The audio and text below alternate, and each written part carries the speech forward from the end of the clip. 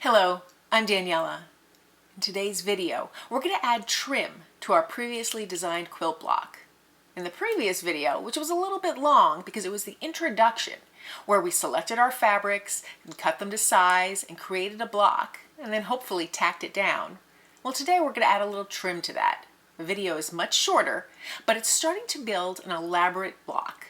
It's a very interesting piece. Now, this isn't all the trim that you might use. This is just the first layer of trim. We're gradually adding layers to our block. Each video will focus on a layer or a stitch or a design element. And today's video is adding the trim. So let's get started. I have just the blocks here. I like to take the largest pieces of trim and figure out if I want to use them. Typically, I use the trim, the ribbon trim, across a piece, but I can still certainly cut it up and just use a little piece overlapping sections. So there are lots of options for that. On the little trim, like the pearls, I'll add those last. So I set this aside. The pearls, if I add, I'll add either after my stitches are complete, or if I've stitched partway through my project and I want to just embellish it with those pearls. So I'll keep those in mind. With the trim though, I like to start with the largest pieces of trim. Now these are large scale. I can add them in first if I wanted, and that's quite lovely there, but I think I'm going to hold off on that. I want this to really focus on the stitching and just a little bit of the trim. So I have this very interesting lace, and it shows up very nicely pretty much on all of these pieces. So I'm just going to cut a little piece here. And I'm considering it over here between these two pieces. Now I'm not sure I want another straight angle, so I might even trim it down further. Maybe I'll just trim around this piece.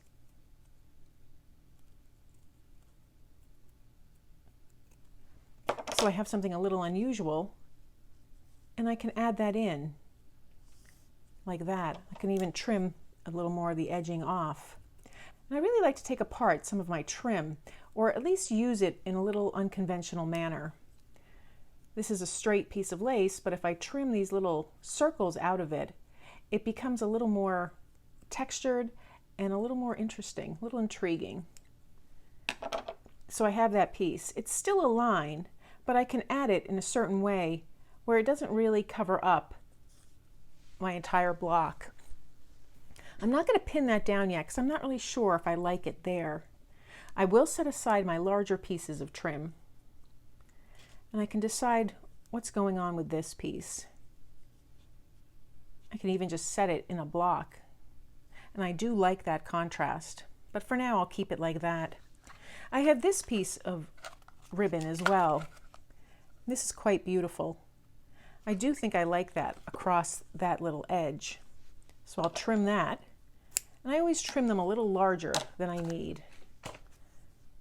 So I'm kind of thinking like this. Might even match that edge. I have some more of the trim here, and I like to use it as just an additional layer on my pieces.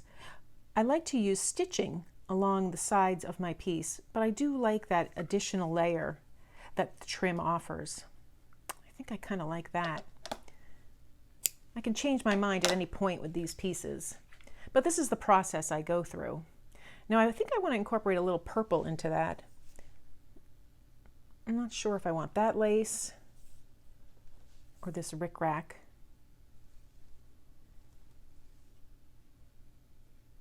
And I think I really like the rickrack up against this light purple here. It's just a very interesting effect.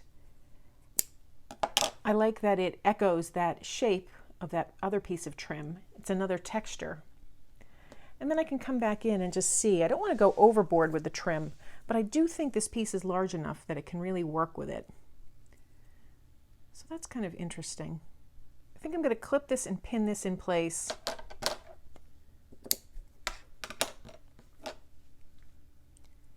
And I can always change my mind on that, but I do like the way it pulls the purple into this fabric. So I don't know if I want to add white lace. I think I'll hold off on this for now. So I'm all this stuff is going back in my little basket to use in the future, or at least to audition to use. And right now, I'm going to stitch down this lace. So anything I'm sure I want to keep, I'm just going to pin into position. And I do like these, so I'll pin that as well, probably trim it down to size. And the same thing with this ribbon and this one. Now, I like to cover up that seam here. So I'm going to pin this in place and stitch it down as well. And after I stitch it, I'll trim the edges, or I might even tuck the edges. We'll see how I'm feeling when I'm stitching that. I do like that piece there. So the other thing to consider is that I might want my stitches to go underneath the ribbon. So in that case, I'll probably just leave this velvet trim pinned in place and I won't stitch that down. I think I'll stitch this little lace down. Number one, it's very light and I can stitch over it very easily. With this piece, I'll tuck it and stitch it in place end to end. Probably tuck this, maybe trim it a little bit and then tuck it under, because this particular ribbon type tends to unravel and I don't want that here. And then I'll pin and stitch my rickrack in place as well. So here I tacked down the pieces of trim that I wanted to stitch into place, and I left this velvet piece pinned. You can see very tiny stitches here holding that lace down. You can see the stitches here on the couching stitch for the rickrack, and I tried to hide the stitches here for the ribbon just on this little print that matched the color of the thread I was using. And then lastly, I stitched the base here. So I have a very interesting piece. Now I have 5 pieces of trim here. Again, that's not something I did intentionally, but I do tend to gravitate towards the odd numbers.